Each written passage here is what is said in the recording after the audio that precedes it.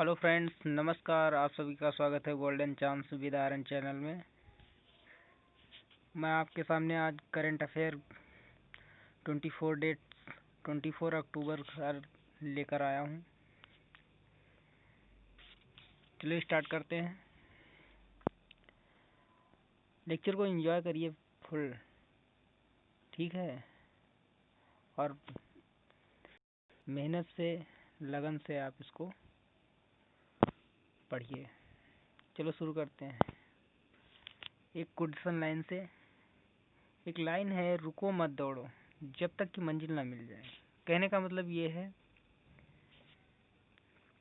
आप रुकना मत सोचो। रुक जाना तो यानी कि समय गति कर रहा है, तो आप रुके रहोगे उसी जगह पे, समय ना जाने कहाँ पर पहुंच जाएगा। चलो, न चलने से मिले तो दौड़ो, जब दौड़ने से न मिले, और जब तक मिले ना मंजिल तब तक रुकना नहीं। मंजिल में ऐसा होना चाहिए। स्टार्ट करते हैं आज फर्स्ट। आज एक क्वेश्चन है, आंध्र प्रदेश सरकार ने शुरू की बीपीएल परिवारों के लिए वाईएसआर बीमा योजना। तो क्या है वाईएसआर बीमा योजना?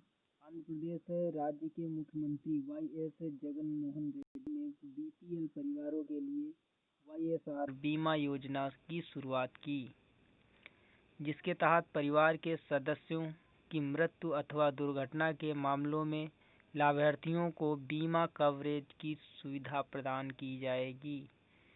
इस योजना का लाभ 1.41 करोड़ बीपीएल परिवारों को मिलेगा, जिसमें सालाना 510 करोड़ रुपये खर्च किए जाएंगे। नेक्स्ट क्वेश्चन पढ़ते हैं।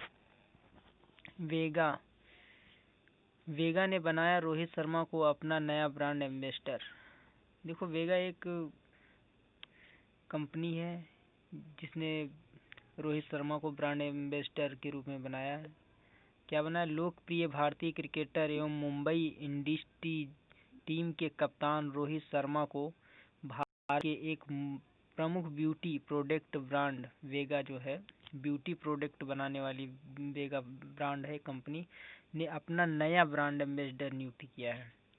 Mains personal grooming electronics range Vega man brand का नया ब्रांड एम्बेसडर बनाया गया है। रोहित शर्मा अब वेगा मैन के प्रोडक्ट का ऑनलाइन प्रचार करते हुए दिखाई देंगे। मतलब रोहित शर्मा जी जो हैं, वेगा का जो प्रोडक्ट है, प्रोड्यूस होता है उस कंपनी में, उसका ऑनलाइन प्रचार करते हुए दिखाई देंगे। नेक्स्ट क्वेश्चन है,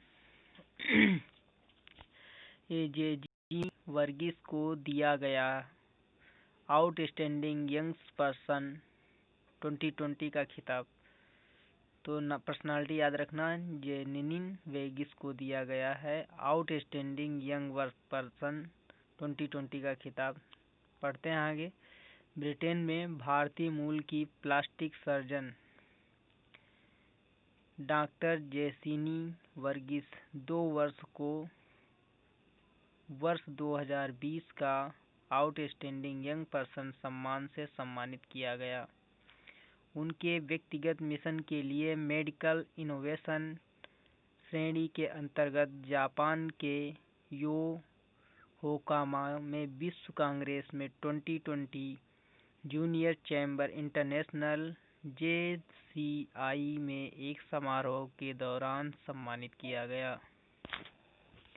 नेक्स्ट क्वेश्चन है, प्रसिद्ध सिंगर जे मोहम्मद का निधन हो गया। जाने माने प्रसिद्ध संगीत निर्देशक एवं अभिनेता के जो मोहम्मद बाबू का निधन हुआ। उन्होंने अपने करियर में 90 फिल्मों और विभिन्न नाटकों में गाने गाए। फेमस पर्सनालिटी थे, यानी कि उन्हें संगीत नाटक अकादमी पुरस्कार से भी सम्मानित किया जा चुका है। वर्ष 1964 की उनकी पहली फिल्म कुतुम्बिनी थी। ये फिल्म भी याद रखना, पूछी जा सकती है एग्जाम में। नेक्स्ट क्वेश्चन है, नीना मल्होत्रा बनी सन मैरिनो गणराज्य में भारत के नई राजदूत। तो पूछा जाए अगर नई राजदूत संघमित्रा कहाँ के सन मैरिनो गणराज्य में बनी है, भारत राजदूत नीनो मल्होत्रा का नाम याद रखना। आगे पढ़ते हैं। भारतीय राजनयिक डॉक्टर नीना मल्होत्रा को सैन्य मैरिनो गणराज्य में भारत के अगले राजदूत के रूप में नियुक्त किया गया और नीना मल्होत्रा वर्ष 1992 बैच में भारतीय विदेश सेवा की अधिकारी हैं, जो कि रोम में रहती हैं। वर्तमान में नीना मल्होत्रा इटली गणराज्य में भारत के राजदूत के रूप में सेवारत हैं। अगर प्रेजेंट टाइम पूछा जाए तो इटली गणराज्य में भारत के रूप में सेवा निवृत्त हैं। सैन मैरिनो गणराज्य की राजधानी का क्या नाम है, तो सैन मैरिनो है, ये भी याद रखना, मोस्ट इम्पॉर्टेंट है। सैन मैरिनो गणराज्य की मुद्रा का क्या नाम है, तो यूरो है। अगर ये दोनों चीज़ें कॉन्सेप्ट पूछे जा सकते हैं। देखो हमेशा क्वेश्चन बैक साइड से उठाया जाता है करंट में। अब ये करंट में यहाँ पर देखो उसका हिस्ट्री का क्वेश्चन है कि उसकी हिस्ट्री क्या है, कि वहाँ की मुद्रा क्या है, जनरल नॉलेज का उठा दिया क्वेश्चन, और वहाँ की कैपिटल क्या है इसका क्वेश्चन उठा दिया, है ना, राजनीति। तो इस तरीके से क्वेश्चन बैक साइड से लेते, जरूरी नहीं वही आपसे पूछा जाए। डीआरडीओ ने किया एंटी टैंक गाइडेंस मिसाइल का नाग का सफल परीक्षण। डीआरडीओ जो हमारी डिफेंस एजेंसी है, उसने नाग मिसाइल का सफल परीक्षण किया है। तो इसको पढ़ते हैं आगे। इस प्रकार के क्वेश्चन एयरफोर्स वगैरह एग्जाम में ज़्यादातर पूछे जाते हैं। तो कौन सा है, रक्षा अनुसंधान एवं विकास संगठन ने राजस्थान के पोखरण में, अगर पूछा जाए कहाँ पर किया गया, तो राजस्थान के पोखरण में तीसरी पीढ़ी की एंटी टैंक गाइडेंस मिसाइल नाग का सफल परीक्षण किया गया। तो कौन सी गाइडेंस मिसाइल है अगर पूछा जाए, तो नाग है ना, जिसका सफल परीक्षण डीआरडीओ ने किया।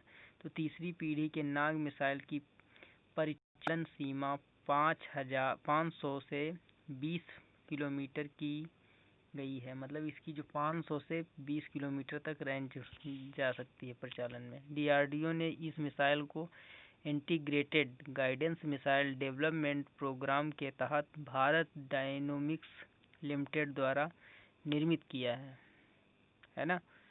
तो ये समझ में आया होगा। नेक्स्ट क्वेश्चन पढ़ते हैं। नेक्स्ट है, इंडियन बैंक में आईआईटी मद्रास में स्टार्टअप को फंडिंग के लिए ही की साझेदारी है।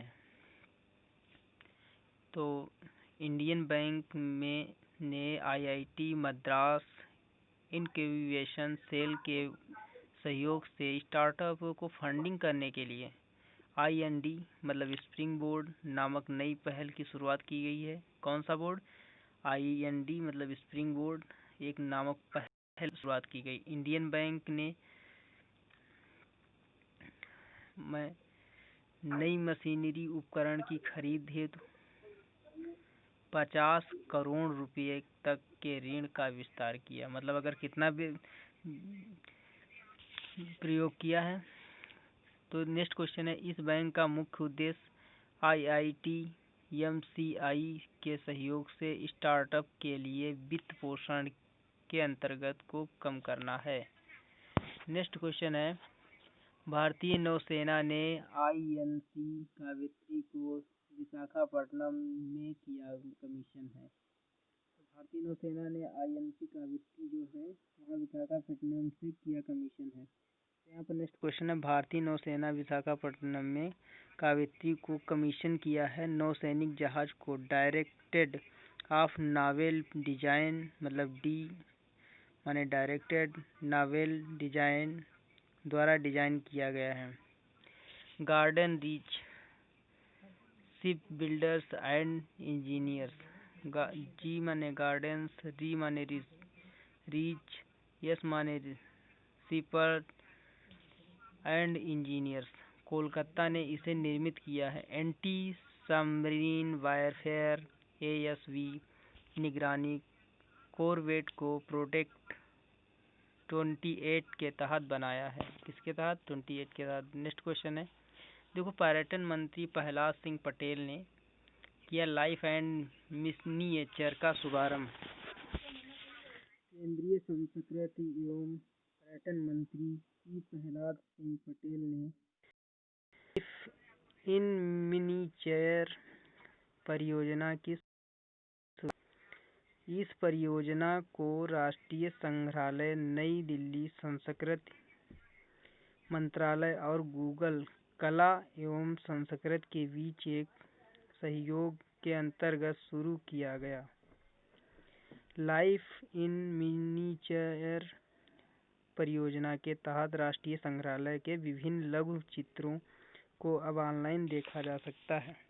तो ये बहुत अच्छी पहल है जो केंद्रीय मंत्री जो हैं आपके केंद्रीय संस्कृति मंत्री और पर्यटन मंत्री ने एक बहुत बड़ी अच्छी पहल की है। इससे क्या होगा, जो हमें बढ़ावा मिलेगा, है ना, परियोजनाओं को अगर इस तरीके से, तो पर्यटक भी आएंगे और जगह जगह का कई लोगों के आय के जरिए भी बढ़ेंगे। इस चीज़ें की पहल करनी चाहिए हमें। नेक्स्ट है क्वेश्चन, आंध्र प्रदेश से दिल्ली के लिए रवाना हुई किसानों रेल। तो कौन सी तीसरी किसानों रेल रवाना हुई?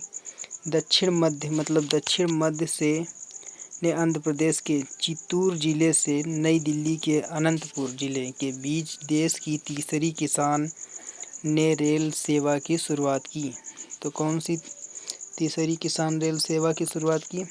तो 21 अक्टूबर को। कब की? 21 अक्टूबर को आंध्र प्रदेश से नई दिल्ली, मतलब दिल्ली के लिए कुल कितनी डिस्टेंस?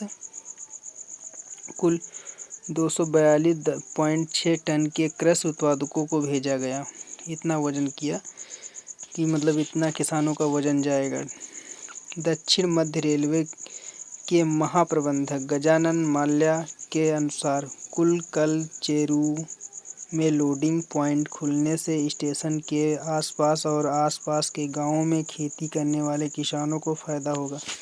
अब देखो, अगर इस तरीके से जगह जगह पर अगर थोड़ा सा फोकस करेगी गवर्नमेंट, तो ऑटोमेटिक किसानों का आय का जरिया बढ़ेगा और उन्हें अपने मार्केट तक माल पहुंचाने में बड़ी आसानी रहेगी, सुविधा भी मिलेगी। तो ऐसी पहल करनी चाहिए गवर्नमेंट को। क्लियर है? थैंक्स। आप सभी को पसंद आया तो लाइक ज़रूर करिए, ना पसंद आया तो डिसलाइक करके कमेंट बॉक्स में उत्तर ज़रूर दीजिएगा ताकि हम अपनी गलतियों को सुधार सकें। Thanks so very much.